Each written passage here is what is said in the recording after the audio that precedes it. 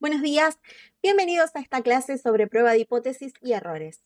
En el día de hoy vamos a hablar sobre pruebas de hipótesis, p-value, tipos de errores y pruebas de hipótesis para medias y proporciones. Comencemos con prueba de hipótesis, que es el procedimiento estadístico que permite decidir si una afirmación sobre un parámetro poblacional puede sostenerse o debe rechazarse. ¿Cuáles son los pasos que debemos seguir? Vamos a formular dos hipótesis, H0 o hipótesis nula y H1 o hipótesis alternativa. Después vamos a tomar una muestra, vamos a calcular un estadístico de prueba, vamos a evaluar si los datos son compatibles con H0, con la hipótesis nula, y después vamos a decidir si se rechaza o no se rechaza esa hipótesis nula. Un estadístico de prueba, si bien lo vamos a ver más adelante, pero como para empezar a adentrarnos en el tema, es un número calculado a partir de datos muestrales que use en una prueba de hipótesis para decidir si se rechaza la hipótesis nula. La hipótesis nula es la afirmación inicial, la típica, la conservadora, que se asume como verdadera hasta que se demuestre lo contrario, y usualmente representa la ausencia de efecto, la igualdad o el statu quo. La hipótesis alternativa, por su parte, es la afirmación que queremos detectar o demostrar, y va a representar el cambio, el efecto, la diferencia, y generalmente se formula para que sea contraria a la hipótesis nula. Un concepto importante es el nivel de significación, que es la probabilidad máxima de cometer un error tipo 1, vale decir rechazar la hipótesis nula siendo verdadera. Lo definimos nosotros, lo más común es setearla en 0,05, pero este número puede variar. Y este nivel de significación existe porque ninguna conclusión estadística es 100% segura. Si este nivel de significación es pequeño, vamos a necesitar evidencia más fuerte.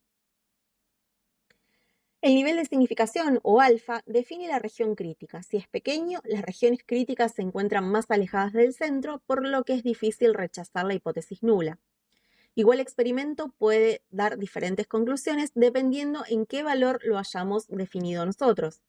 Y está estrechamente ligado al p-value, que consiste en rechazar la hipótesis nula si el p-value es menor o igual a alfa. En un ratito vamos a ver un poquito más en profundidad qué significa esto.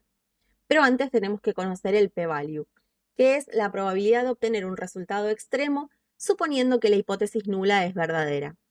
Es la medida de qué tan incompatible parece la muestra con nuestra hipótesis nula, y ayuda a diferenciar resultados que obedecen al azar del muestreo de aquellos que son estadísticamente significativos. Si el p-value es menor a 0,05, es poco probable que el resultado se deba al azar, mientras que si el p-value es mayor a 0,05, es probable que el resultado se deba al azar. ¿Y cómo podemos relacionar estos dos conceptos, el nivel de significación y el p-value? Si p es menor o igual al nivel de significación o alfa, vamos a rechazar la hipótesis nula, mientras que si p es mayor que alfa, no rechazamos la hipótesis nula. Elegir alfa, que lo podemos definir en 0,05, 0,1, etc., va a fijar la línea que decide qué tan bajo debe ser el p-value para considerar el resultado como significativo. Hace un ratito hablábamos de estadístico de prueba. Veamos un poquito más en profundidad de qué se trata esto. Es un número calculado que sirve para decidir si rechazamos o no rechazamos la hipótesis nula. Se calcula con los datos de la muestra según el parámetro que se quiere contrastar y permite calcular cuán lejos está nuestra muestra de lo que afirma la hipótesis nula. Veamos los tipos de errores. En una prueba de hipótesis tomamos una decisión basada en una muestra: rechazar o no rechazar la hipótesis nula. Como los datos son limitados, vale decir estamos trabajando con una muestra y no con toda la población, vamos a cometer errores, que pueden ser de dos tipos, tipo 1 o tipo 2. El error tipo 1 o alfa ya lo conocemos y consiste en rechazar la hipótesis nula siendo verdadera. Vale decir, podemos decir que es un falso positivo. Y concluimos que hay diferencia, un cambio, un efecto, cuando en realidad no lo hay. Es el nivel de significación que habíamos visto recién y lo queremos controlar, por eso lo fijamos antes de realizar la prueba. El error tipo 2 o beta consiste en no rechazar la hipótesis nula siendo falsa. Podemos decir que es un falso negativo. Los datos no detectan un efecto que sí existe. En esta tabla presento la realidad decisión de rechazar o no rechazar la hipótesis nula siendo verdadera o falsa y cuáles son decisiones correctas y cuáles son los errores de tipo 1 y tipo 2. Para concluir, veamos las pruebas de hipótesis para medias y proporciones. Estas pruebas dependen de dos factores: si se conoce o no se conoce el desvío estándar poblacional y si la muestra es grande o es pequeña.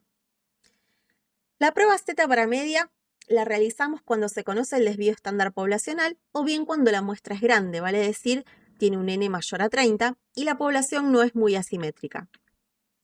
La prueba T-Student se utiliza cuando el desvío estándar poblacional no es conocido, cuando n es pequeña, menor a 30, y cuando los datos provienen de una población aproximadamente normal. La prueba para proporciones se utiliza cuando queremos contrastar una afirmación sobre la proporción verdadera de una población. Siempre recordemos que detrás de cada número hay una historia que la estadística nos ayuda a interpretar.